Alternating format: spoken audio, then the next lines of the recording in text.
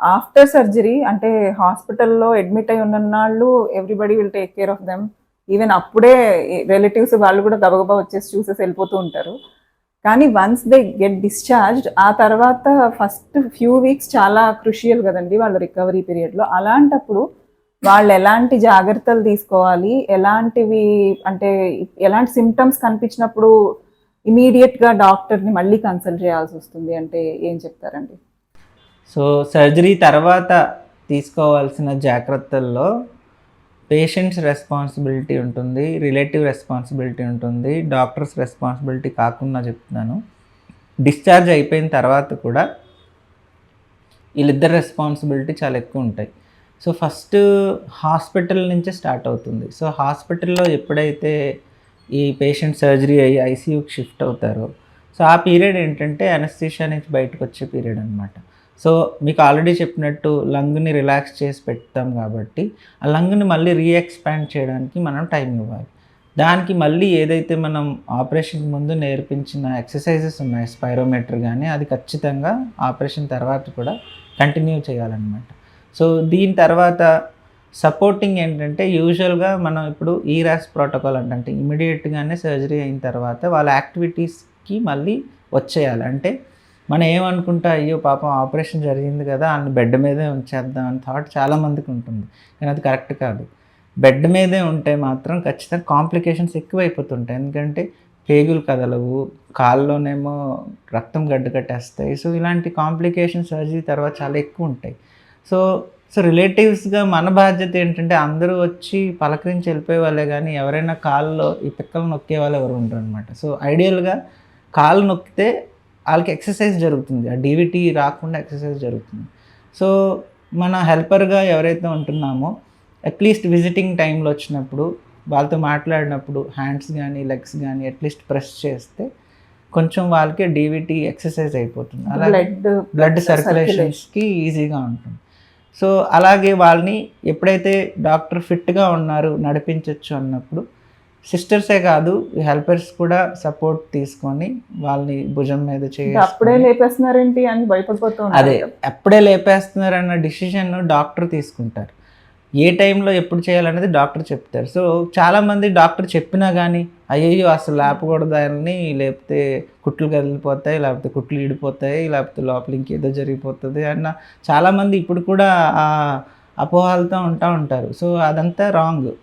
Doctor surgeon మాకు తెలుసు ఎక్కడ కుట్టేస్తామో, ఎంత గట్టిగా వేస్తామో, దాన్ని ఎప్పుడు తీయాలి, ఎప్పుడు వేయాలి, మాత్రాన ఏం విడిపో అనమాట. సో అవన్నీ డాక్టర్ గారు చెప్పిన తర్వాత కూడా అయినా కానీ కొంతమంది పెయిన్తో ఉంటారు, పెయిన్తో నడవలేకపోతే సో ఆ పెయిన్ కావాల్సిన ట్రీట్మెంట్ మళ్ళీ డాక్టర్ చెప్తే దానికి తగ్గ ట్రీట్మెంట్ మేము ఇస్తాం. పెయిన్ కొంచెం సెటిల్ అయిన తర్వాత మాత్రం ఖచ్చితంగా ఒకవేళ నడిపించాలి అన్నప్పుడు నడిపించాలి. బెడ్ మీద ఉన్న టైంలో ఈ డీవీటీ పంప్స్ అవన్నీ ఉంటాయి. ఉన్నప్పటికీ కానీ ఎప్పుడైతే ఎవరైనా విజిట్ చేసినప్పుడు కట్సీ కోసమైనా ఈ ఈ యొక్క జాగ్రత్తలు లెగ్ ఎక్సర్సైజ్ అంటాం, కాలు ముడుచుకొని చాపడం, అలాగే హ్యాండ్స్ని కూడా అటు ఇటు మూవ్ చేయడం, ఈ చిన్న చిన్న ఎక్సర్సైజే కానీ ఇవి కొంచెం మనకున్న అదర్ కాంప్లికేషన్స్ కొంతమంది అలాగే ఉండిపోతారు బెడ్ మీద, కొంచెం కూడా కదలరు అటు ఇటు కూడా. ఏంటంటే కుట్లు విడిపోతే లేకపోతే నొప్పి ఎక్కువైపోతుంది. సో బెడ్ సోర్స్ వచ్చే ఛాన్సెస్ ఎక్కువ ఉంటాయి వాళ్ళకి. సో అటు ఇటు కూడా తిరగచ్చు. సో కొంతమంది అయితే అస్సలు తిరగకూడదు, ఇంకా అలా స్టాచ్యూలో ఉండిపోతారు. స్టాచ్యూలో ఉండిపోతే ప్రెషర్ ఏరియాస్ ఏమున్నాయి అక్కడ ఖచ్చితంగా సోర్స్ వచ్చే అవకాశాలు ఉంటాయి. అంటే ఇవన్నీ స్టాఫ్ జాగ్రత్తలు తీసుకుంటారు. అయినప్పటికీ కానీ మన రెస్పాన్సిబిలిటీ యాజ్ ఎ రిలేటివ్గా సో వచ్చినప్పుడు కొంచెం అటు ఇటు సపోర్ట్ చేసి తిప్పడం కానీ, ఇలా కాలు నొక్కడం కానీ చేస్తే డెఫినెట్లీ వాళ్ళు కొంచెం రికవర్ అయ్యే ఛాన్సెస్ బాగుంటాయి. అలాగే డిశ్చార్జ్ అయిపోయిన తర్వాత సో మెయిన్ ఏంటంటే డిశ్చార్జ్ అయిపోయిన తర్వాత మెయిన్ న్యూట్రిషన్ ఇంపార్టెంట్. అంటే పేషెంట్కి కావాల్సిన పౌష్టిక ఆహారం మీద చాలా దృష్టి పెట్టాలి. మనం ముందుగానే చెప్పినట్టు లంగ్ ఎక్సర్సైజ్ ఇంట్లో కూడా కంటిన్యూ చేయాలి. ఖచ్చితంగా 4 గంటలకు ఒకసారి నడవాలి. ఇంటికి వెళ్ళిన తర్వాత చాలా పెద్ద ప్రాబ్లం ఏంటంటే రిలేటివ్స్ అందరూ రావడం మొదలెడతారు. సో వాళ్ళ సింపతి కోసం ఎప్పుడు పడుకుని పెట్టే ఉంటారు. అసలు సపోజ్ గంటకి రిలేటివ్ వస్తున్నారు అనుకోండి, ఇంక బెడ్ నుంచి లేవరు, ఇంకా రోజంతా బెడ్ మీదే ఉండిపోతారు. సో అది that's not a good habit. అంటే ఎవరైనా విజిట్ చేస్తున్నా కానీ చక్కగా కూర్చుని పెట్టండి, చైర్ మీద కూర్చుని పెట్టి మాట్లాడచ్చు. బెడ్ మీదే పడుకోవాలని లేదు. సో అలాగే నడిచే టైం ఎప్పుడు వస్తుందో ఆ టైంలో నడవనివ్వండి. సో దాని గురించి ఎవరో వస్తున్నారు కదా అనే సింపతి కోసం బెడ్ మీద ఉంచడం అన్నది కరెక్ట్ కాదు.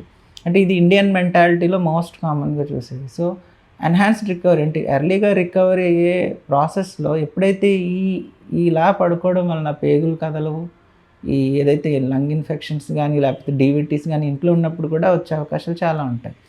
అలాగే స్నానం, మన దగ్గర ఇండియాలో ప్రాబ్లం ఏంటంటే సర్జరీ అయితే చాలు పూర్తిగా కొల్లబెట్టేస్తారు, అంటే స్నానం చేయించరు.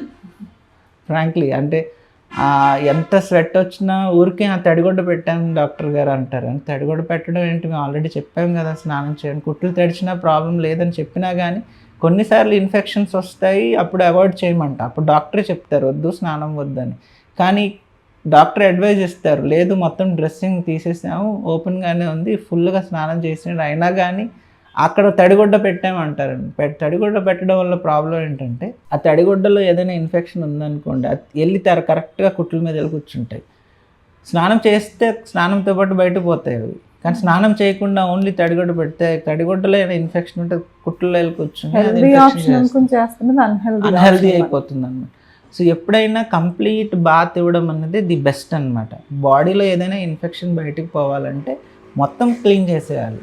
సో అది డాక్టర్ గారు ఎప్పుడైతే చెప్తారో సలహా మేరకు అది పాటించాల్సింది.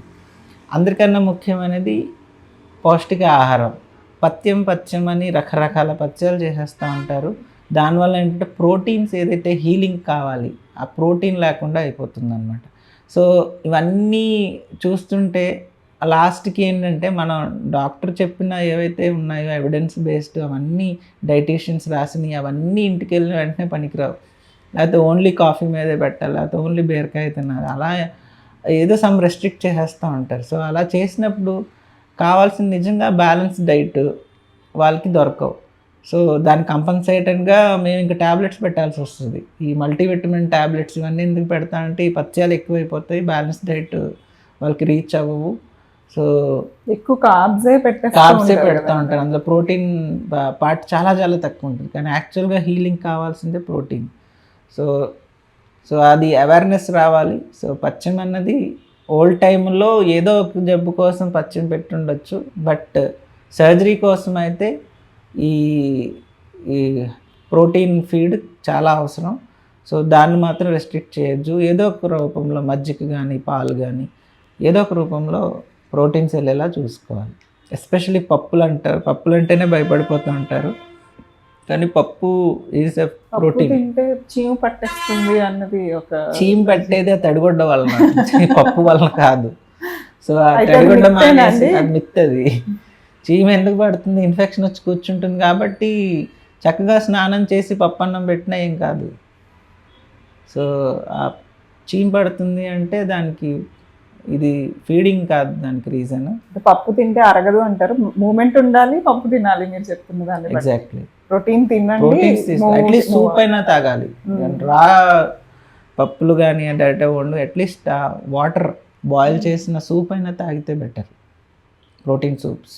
అలాగే ఇప్పుడు ఇందాక నేను అడిగినట్టు ఎలాంటి సిమ్టమ్స్ కనబడితే వాళ్ళు ఇంటికి వెళ్ళిపోయిన తర్వాత ఇమీడియట్ గా డాక్టర్ ని కన్సల్ట్ చేయాలి, అదే పర్లేదులే తగ్గిపోతుంది అనుకోకుండా? అదే అంటే ఇప్పుడు సర్జరీ బట్టి, అంటే ఏ పార్ట్లో మనం సర్జరీ చేస్తున్నామో దాన్ని బట్టి కొన్ని వార్నింగ్ సైన్స్, కొన్ని కాంప్లికేషన్స్ ఉంటాయి.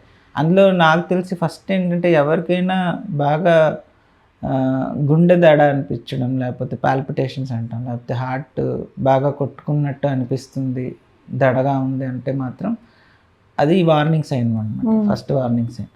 సో ఎవరికైనా ఇలాంటి సైన్స్ ఉన్నప్పుడు ఖచ్చితంగా ఒక్కసారి డాక్టర్ని ఫోన్ చేసి సంప్రదించి ఏమైనా ప్రాబ్లం ఉండొచ్చు అని అడగాలి.